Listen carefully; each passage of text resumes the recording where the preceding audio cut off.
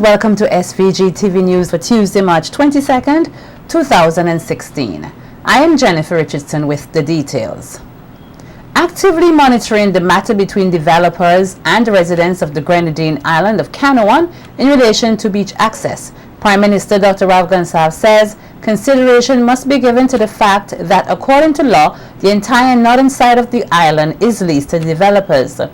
Speaking at a media conference earlier today where he brought Vincentians up to date on his recent travels and other government programs, PM Gonsalves says it is his hope that there will be a maturity of judgment and responsibleness in resolving the matter on Canouan.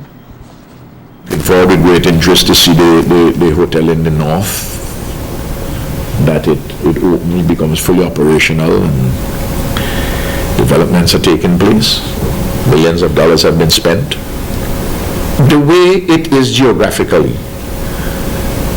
if you have an open access for people to ride their motorbikes or drive their vehicles outside of the regulations, they have to abide by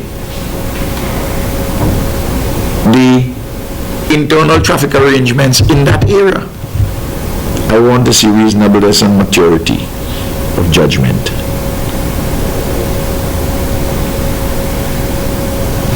But if the people of Canouan want to allow a handful of persons to create difficulties unreasonably for a big investment, well then they would have to look as to where their own interests reside. As it relates to a legal matter between developers and community activist Terence Bino, Dr. Gonsalves made it clear that the issue is a legal matter in which he had no part to play. I have conveyed to persons,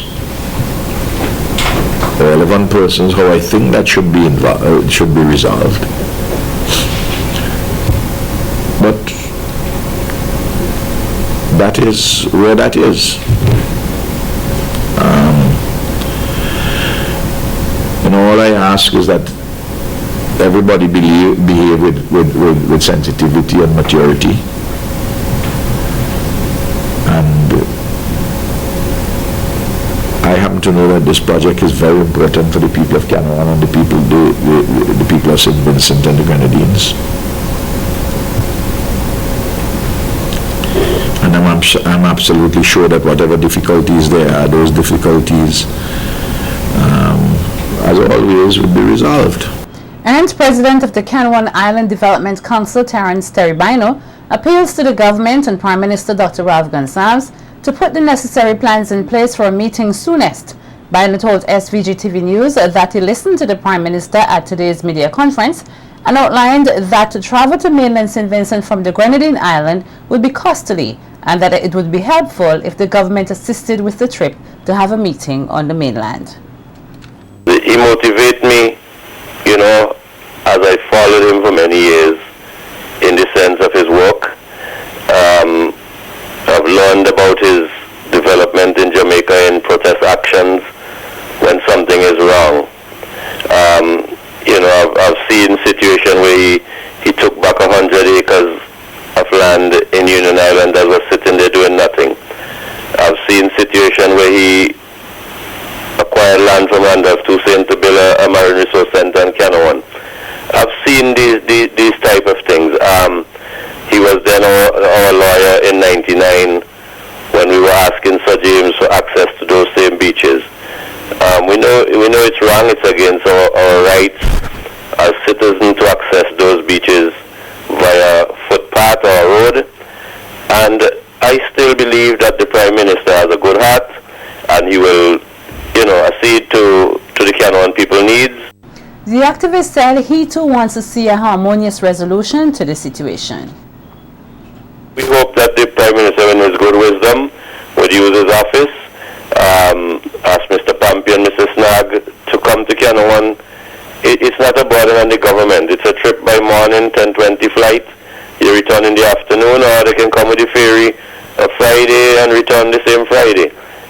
This is what we're basically asking for, because as citizens, we're trying to hold our head above water, where our taking care of our well-being and our families are concerned.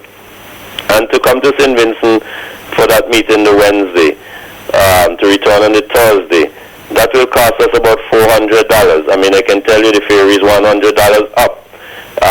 Hotel accommodation, almost $200, and you have to eat and drink something. So right away you can see, and even though we use 2, 3, or 4 persons, that's well over $1,000.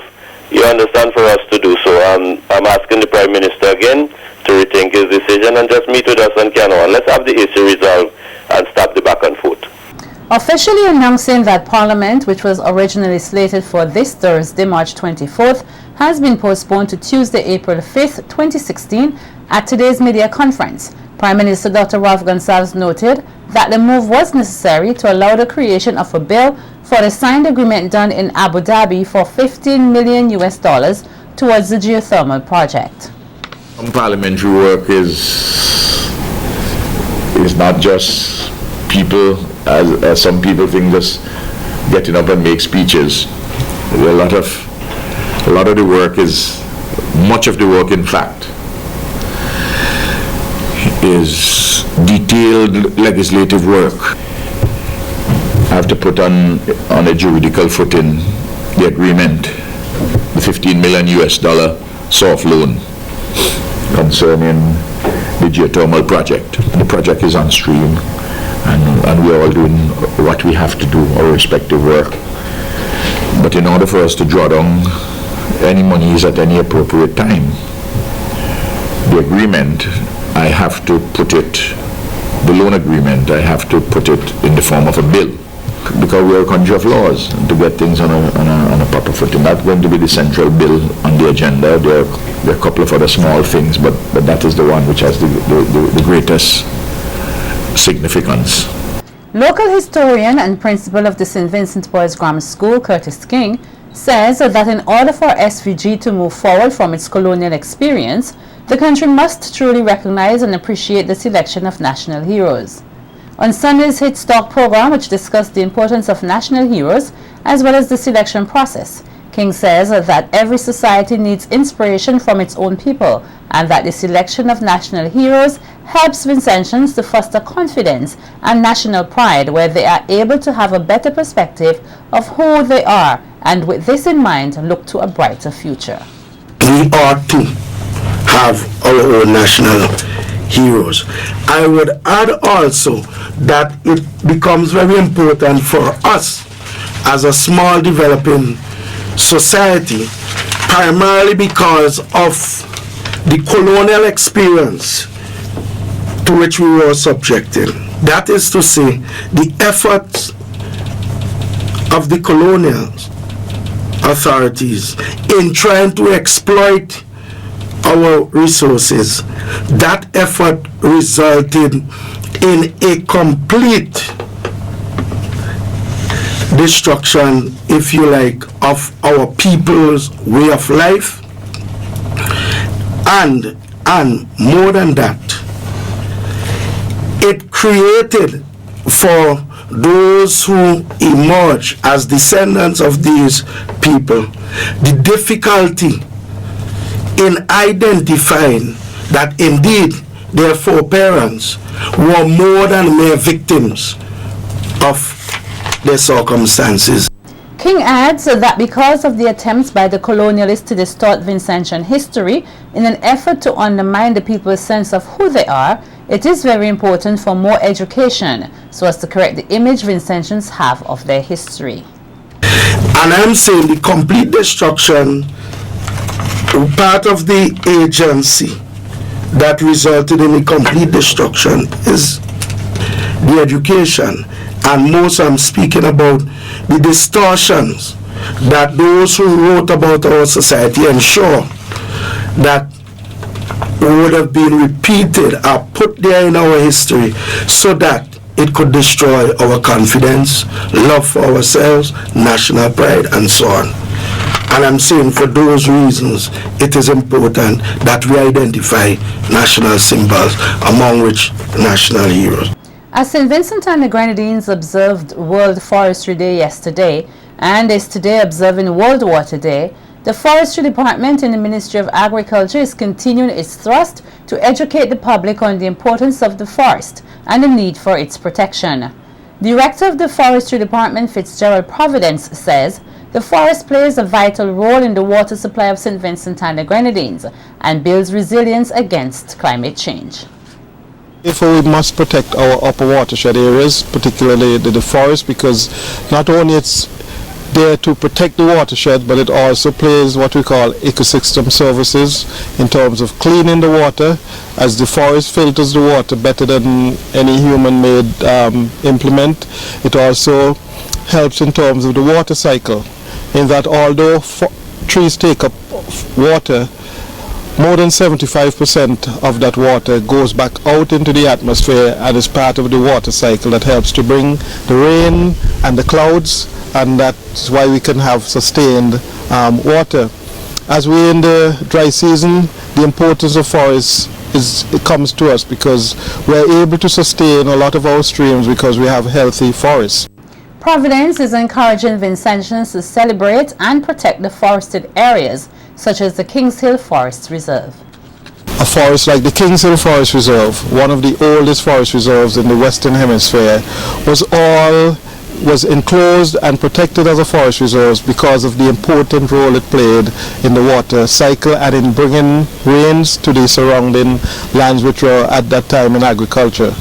These lands continue to remain in forests, but however they are sometimes threatened by illegal use, persons going in and hunting and harvesting yams, which threaten the integrity of the forest. So we ask persons not to go into our forest reserves and do destructive things that can destroy the forest and also the roles it plays in our environment. So as a Vincentian community, we must join with the international community in celebrating our forest. Speaking on his department's celebration of World Water Day, Forestry Supervisor Cosmos McLeod says greater importance must be placed on water conservation. Noting the theme for World Water Day, which is water and jobs, McLeod says that most jobs are either dependent on water or on its safe delivery, and is encouraging Vincentians to do their part in conserving water. And do our part in our little area. We can conserve our water, we can conserve the way we use our water. Remember I said earlier, 650 million people do not have clean water to drink. We are very privileged in St. Vincent and the Grenadines because we have surface run water and we can guarantee a good quantity and quality of water on a sustainable basis. It's very costly. So we have to be reminded that it's a privilege, yes, but it's one that we cannot take for granted. And we as Vincentians, we have to put our minds and hands and hearts together in helping to conserve, protect our national forest resources so that we can ensure a continued sustainable supply of water. Keeping in line with their motto, sharing is caring, the SVG Retired Nurses Association Incorporated, the SVG-RNA, continues to contribute to the development of healthcare here in St. Vincent and the Grenadines. They are now engaged in a project aimed at refurbishing the male medical ward at the Milton Cato Memorial Hospital. Speaking at an official handing over ceremony yesterday, President of the association, Clary Gilbert, said that the project is their way of giving back to the society, noting that she is indeed pleased at the progress made on the project thus far. But I have to say, in doing this project, and the project had to do with repainting of the male medical unit and also refurbishing the bedside lockers and just finding some other things that were identified by the staff nurses and the manager in terms of what the patients needed. So we look forward to having many more projects, doing a lot more for our patients, our men when they come to the hospital, and I'm hoping that today, as we have a few gifts for them, those patients who are here, that at least we would have been able to put a smile on their faces. Administrator at the Milton Cato Memorial Hospital, Grace Walters, thanked the SVG-RNA for embarking upon the initiative. She said that the project has not only impacted the patients, but the ward's staff as well. The ward is much lighter. Even the staff members, the patients, you can see the patients are looking livelier. The staff members are a little bit more motivated, and even walking through the ward, you feel welcomed. It's not feeling as a sick unit anymore. People are more upbeat since the painting has been done. We continue to look forward to continued collaboration with the Nurses Association, the Retired Nurses Association, and being a nurse myself, I can see that this is something, I have something to look forward to when I retire. Department head at the male medical ward, Philip Bailey, expressed his appreciation for the work being done by the Retired Nurses Association. When I first heard about this initiative, I felt really great, but now that it has materialized, I am even more grateful than ever. I could assure you that these things will go along with for the patients and to make their lives more happy. Let me say thank you very much. Man, a few words, plenty motion. Thanks. 3 Vincentian cruise ship workers have been charged with breaching Jamaica's Dangerous Drugs Act after they were allegedly held with cocaine valued at millions of dollars at the Ocho Rios Pier in St. Ann on Monday. They are 40-year-old Lloyd Thomas, 24-year-old Dasrick Moore, and 25-year-old Keyshawn Simon. All 3 have been charged with possession of cocaine, dealing in cocaine, and taking steps in preparation to export cocaine. They were to appear in the St. Annesby Resident Magistrates Court. They are to appear in the St. Annesby Resident Magistrate Court tomorrow. According to reports coming out of Jamaica, during a near 5-hour operation Monday afternoon, members of the Area 2 Narcotics Police were manning a checkpoint for persons boarding a vessel. The Vincentians, who are crew members, were in the process of boarding the ship when they were stopped and searched. It was discovered that all 3 had parcels of cocaine hidden in their underwear. The cocaine, which weighs 5 pounds, has an estimated street value of 6 million Jamaican dollars. This country's Assistant Director of Public Prosecution, Colin John, has made a strong call for Commissioner of Police Michael Charles to begin to use the expertise of police officers who have retired or resigned from the local constabulary. John's call came earlier today while he delivered remarks during a brief ceremony to mark the closing of the January 2016 criminal session at the High Court in Kingstown. He was at the time commending and congratulating former CID top cop Sidney James, who he claimed was an outstanding detective, along with Sergeant Garvey Thomas, who was trained and specialized in social work, in assisting the High Court when persons appear at the court having made applications for bail. According to the Assistant DPP, the experience of such officers will help the younger officers to become more efficient in carrying out their duties.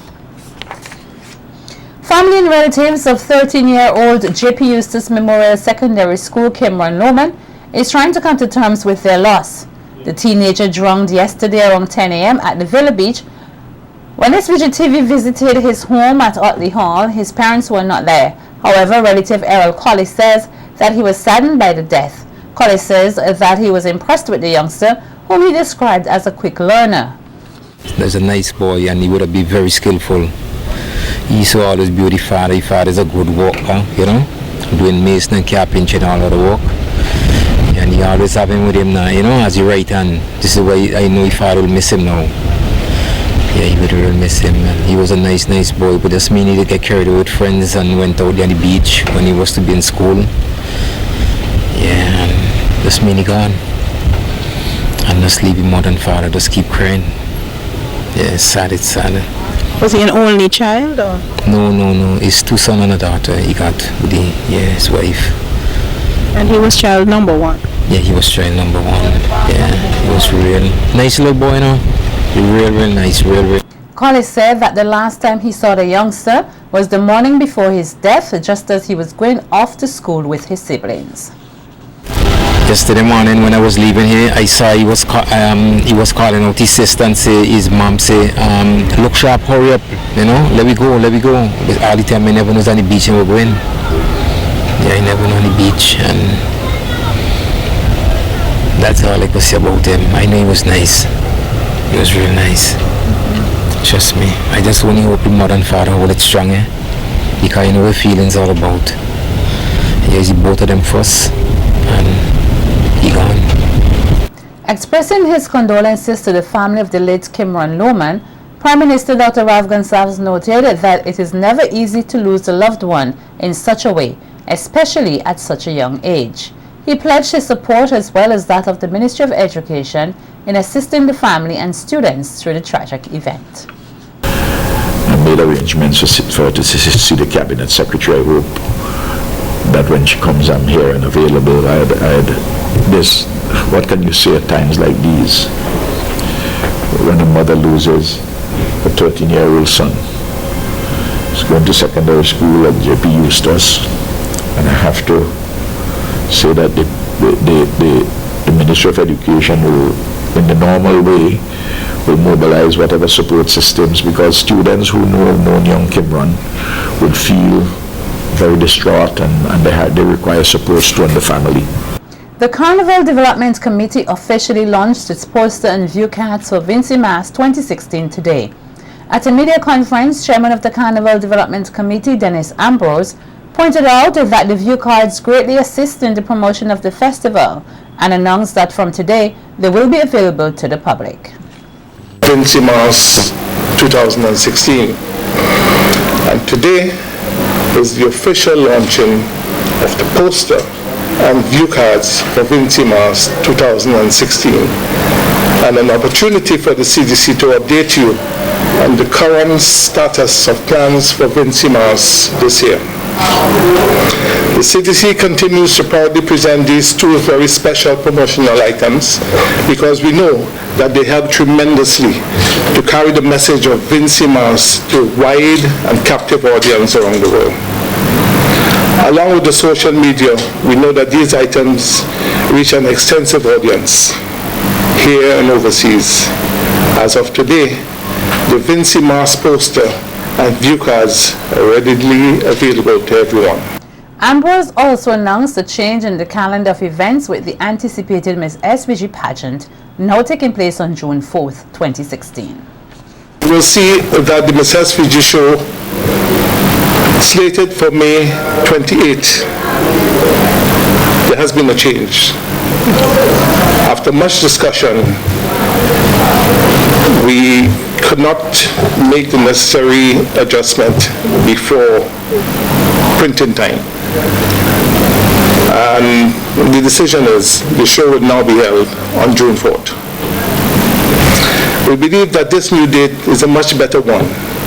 It gives the local patrons an enhanced opportunity to participate by bringing the show more in line with the salary schedules, and therefore makes for greater public involvement. Also speaking at the conference was chairperson of the Beauty Shows Committee, Cheryl Rodriguez, who called on the general public to support this year's contestants and encouraged the Vincy Mas posters launch. And encouraged the contestants to undertake the necessary preparation to give a spectacular performance on the night of the pageant. The fans, support your home queen. We are coming to your areas. Every area the young ladies are from, we are going to visit. It means a lot to the young ladies. I'm giving you long notice as well, because you have 3 end-of-month salaries to budget for, to do the hair, the nails, get the outfits, and get the gas ready for the vehicle, and the money to buy the drinks and everything. So you have a long time, 3 end-of-months. To the contestants, I want to say, remember what we teach you and practice, practice, practice. We are proud of you and we expect your best. The contestants in this year's pageant are Shanique Alexander of Fountain, Anya Frederick of Queens Drive, Vakisha John of Layu, Zena Lewis of Barley, Renisha Lorraine of Georgetown, Divana Providence of Old Montrose, Janetta Richards of Golden Vale, and Nikiana Williams of Lomans Leeward.